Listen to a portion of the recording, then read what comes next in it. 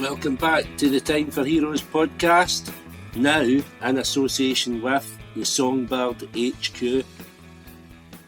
Go to the songbirdhq.com for all your musical needs, latest news, reviews and interviews for some of the best signed and unsigned bands. The Songbird HQ also deliver PR services for new talent coming through. Oi, oi, you wonderful people out there. You're listening to the Time for Heroes podcast in association with the Songbird HQ. Bosh, get all over it. Right, here I are. Today I have James Gilmore of the band ROLLA. Is that the right way to say it? ROLLA. Yeah, man, ROLLA. ROLLA.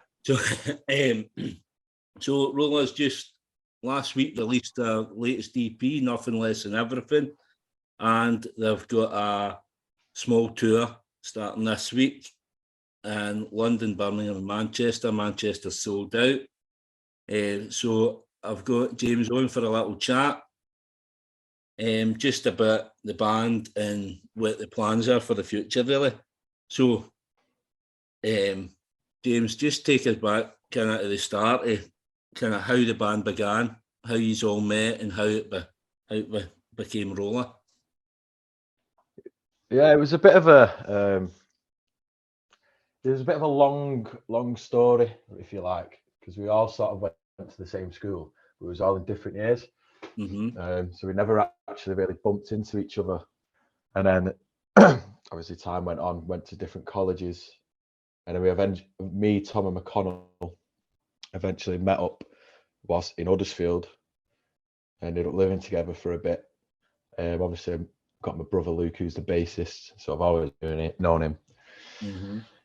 But we never, whilst we lived together, we was always into music. It was blasting out tunes, you know, before going out and everything, but we never thought, oh, we'll start a band. We all played guitar and everything like that. But no, there was once we'd sort of moved out, then we decided, oh, it'd be a good idea to start a band after. I think it'd be easier the way around. But then, yeah, so we started a band, wrote some songs, got into recording.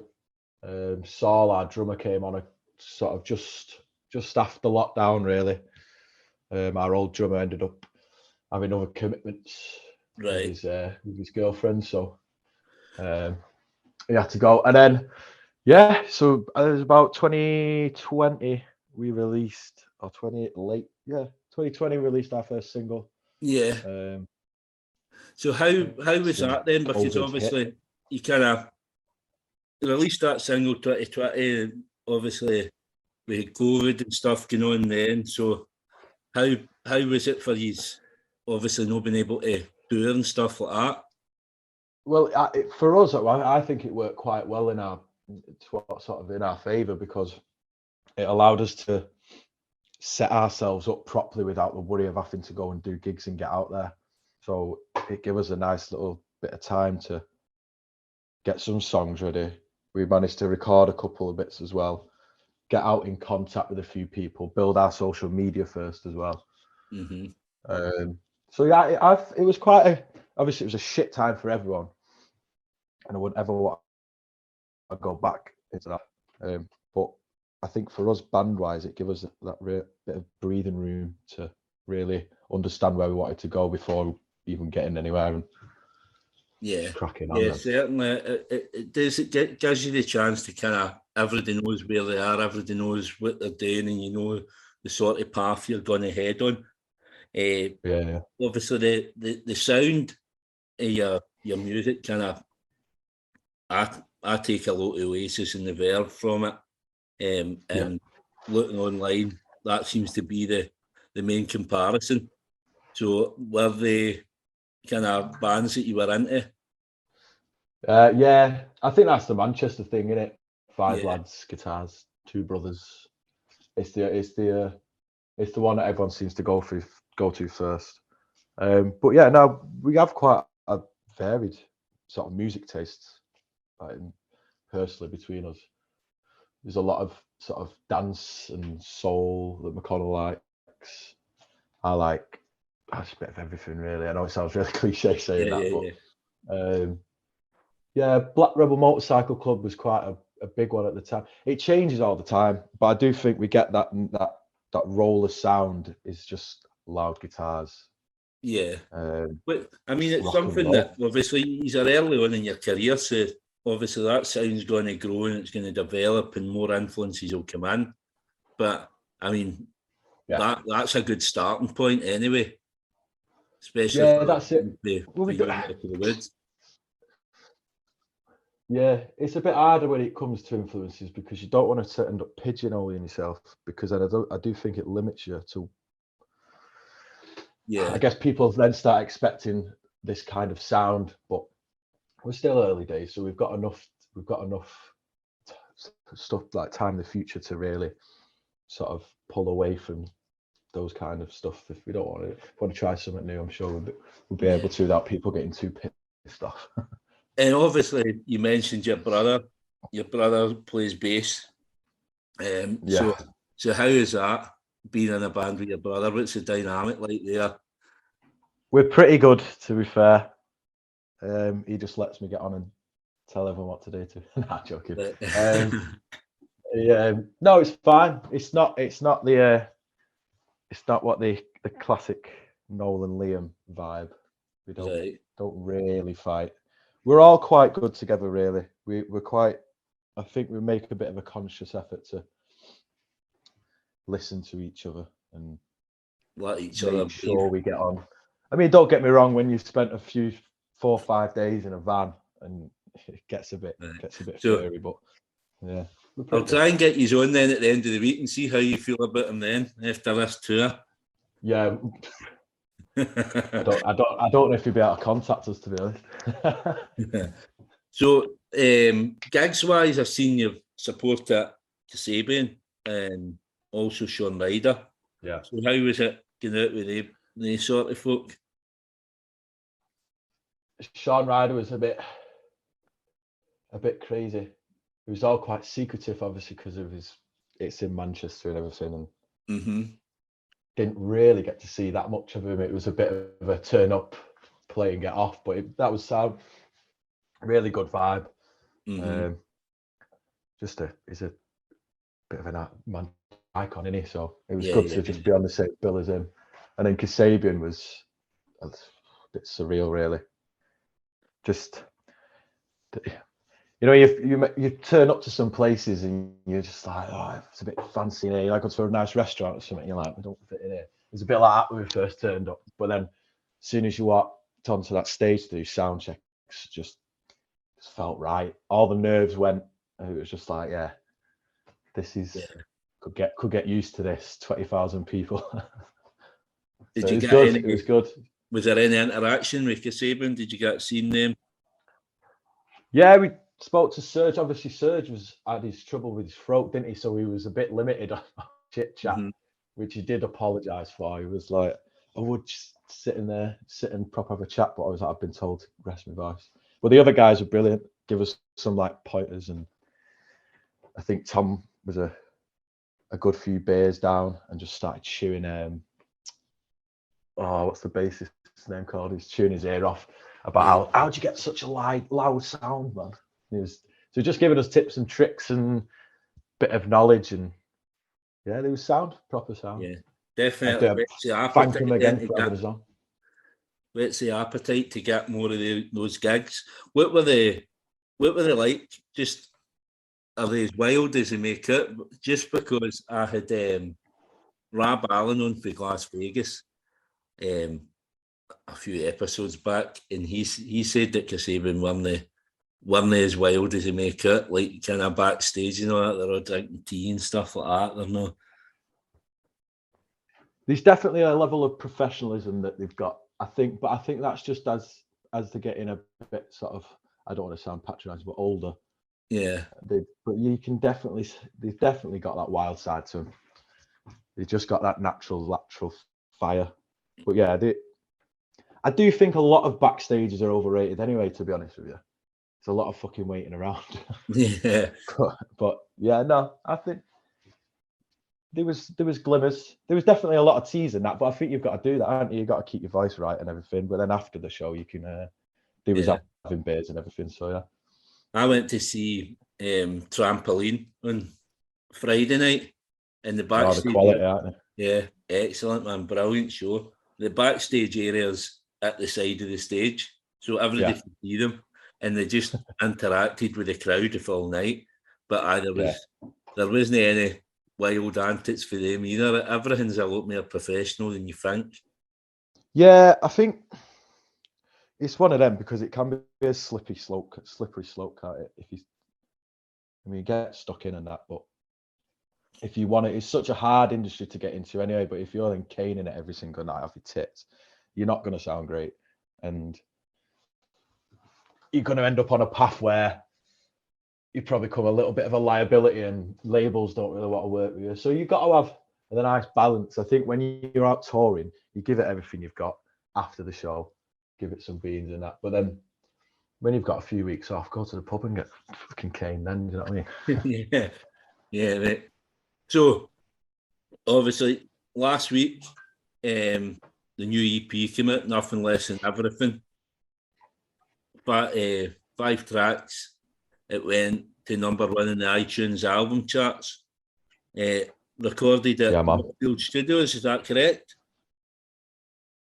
Yeah, with Nick Bryan. Yeah, so obviously Oasis and the Roses are both recorded there under him. So how was that, recording in such an iconic place? That was another bit of a surreal moment last year. Last year was a bit crazy for us, a bit like a fever dream. But yeah, it was you building up to it. Our manager was like, right, you booked in at Rockfield. You got Nick Bryan going to produce it. It was like, fuck, better. Everything starts going on in your head, doesn't it? But then you just like, we got there and it was the same thing. It was like, it just felt right. So it was crazy. Yeah. But that's another thing as well. It's like once you get there, you just get stuck in, and it's like, right, what you're here to write a record, and it just there's something about the air around Rockfield. It must just be because of everyone that's been there. It just pushes you. It gives you a bit of a weird motivation. It's like we met the owner Kingsley and he showed us around. It must feel right to be in a place like that. You must think right. You're doing something right to be in a place as iconic as that. They don't just put anybody in there, you know what I mean?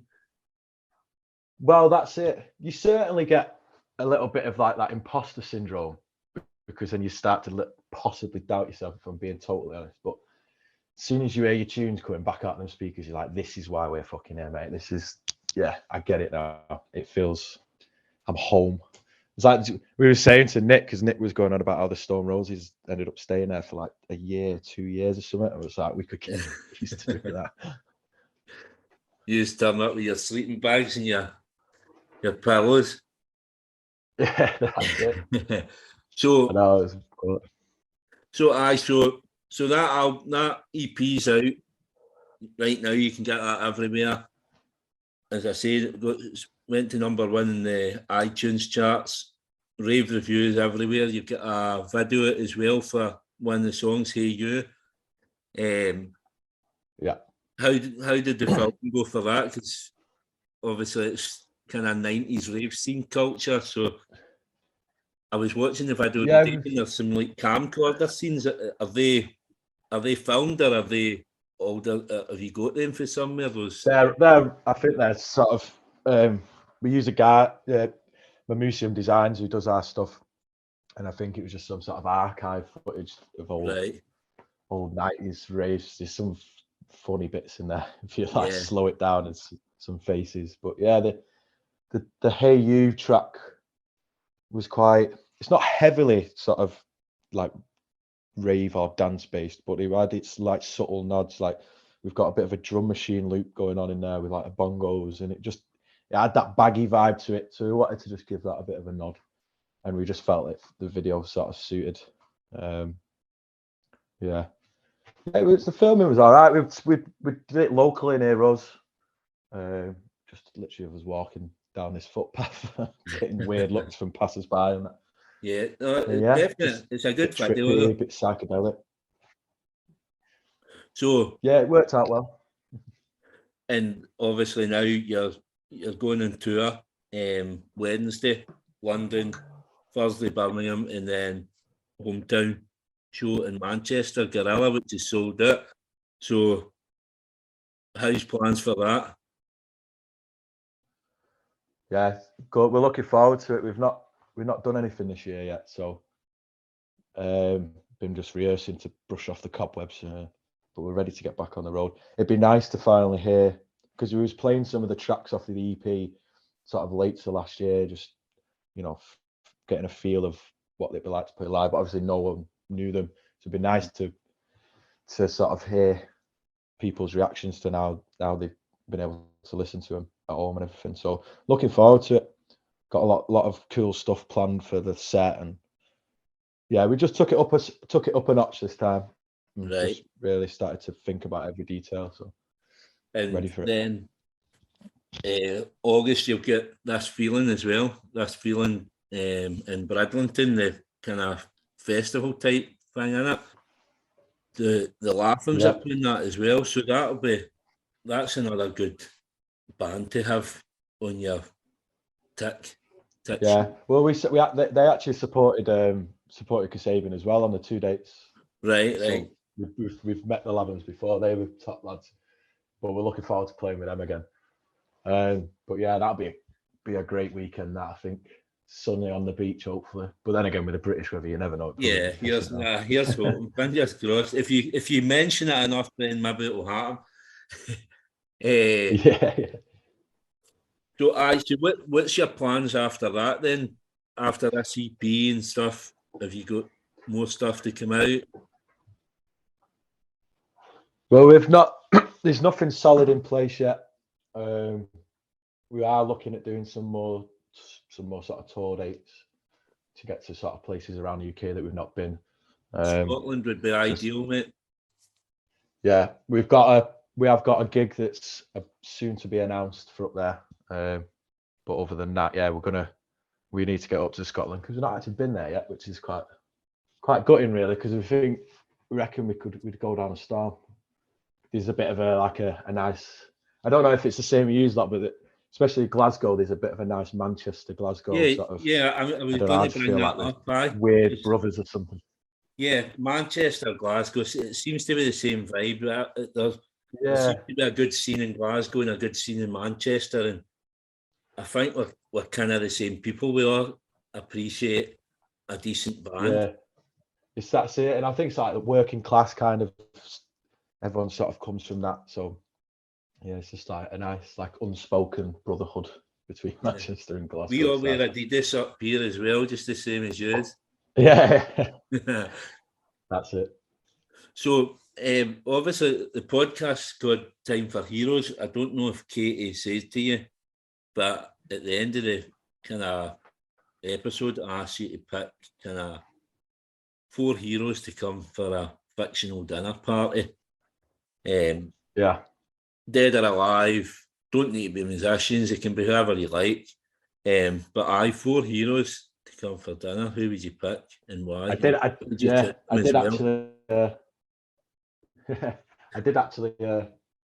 a think about this. So I think I'm going to go for, who did I say? David Bowie. Right. Stevie Nicks, Amy Winehouse, and then as like a non-musician, Georgie Best. Brilliant. So I reckon they'd be. I'm not sure there'd be much food involved, but no, it'd be definitely a good party. I can't see George Best being interested. George Best and Amy Winehouse together, that could get messy, can't it? Yeah, that's it. David Bowie and Stevie Nicks as well. Sort of mellow it out a little bit, not too much though. Stevie Nicks is some singer as well, isn't she? I know. I've been watching that. I don't know if you've seen it on Amazon, and I really felt like, is it Daisy Jones and the Six? And when I'd seen it advertised, I thought, oh, this is going to be really cliche, cringy, and it kind of is. But I proper got into it, and that's like loosely based off Fleetwood Mac. So it was just like, yeah. got back into them a bit recently. So it's Well, good. You should watch it if you can. Yeah. They're all brilliant picks, man. It's been a pleasure having you on. This is a wee short episode just to kind of give the band a bit of promotion. Yeah, thanks for having us, mate. So anybody listening, if you can get to London or Birmingham Wednesday and Thursday, go and see ROLLA.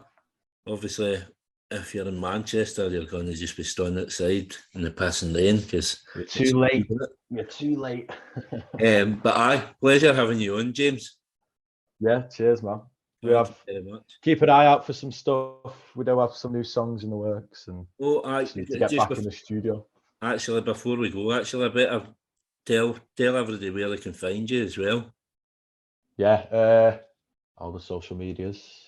ROLLA_band on Instagram. I think ROLLA2020 on Twitter. Spotify. We're everywhere, unfortunately. Cool. I'll post all those links as well on the show notes. So nice one. You. And pleasure having you on. Thank you very much. Cheers for having us, man. You're listening to the Time for Heroes podcast in association with the Songbird. Check it out. Martin, you're an absolute legend. What are you? An absolute legend.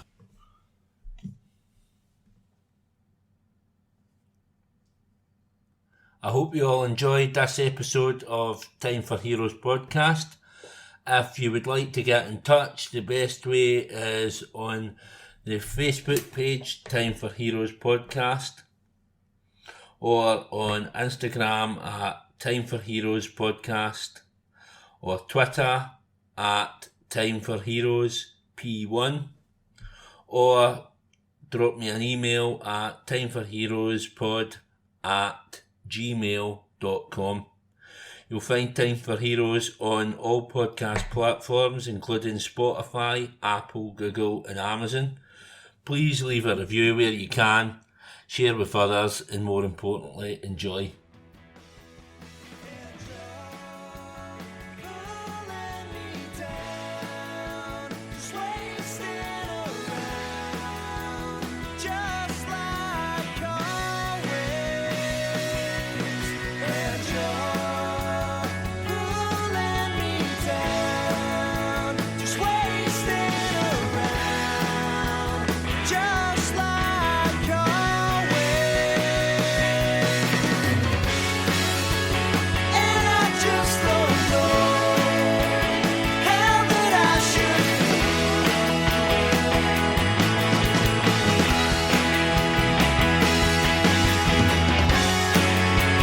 Chance of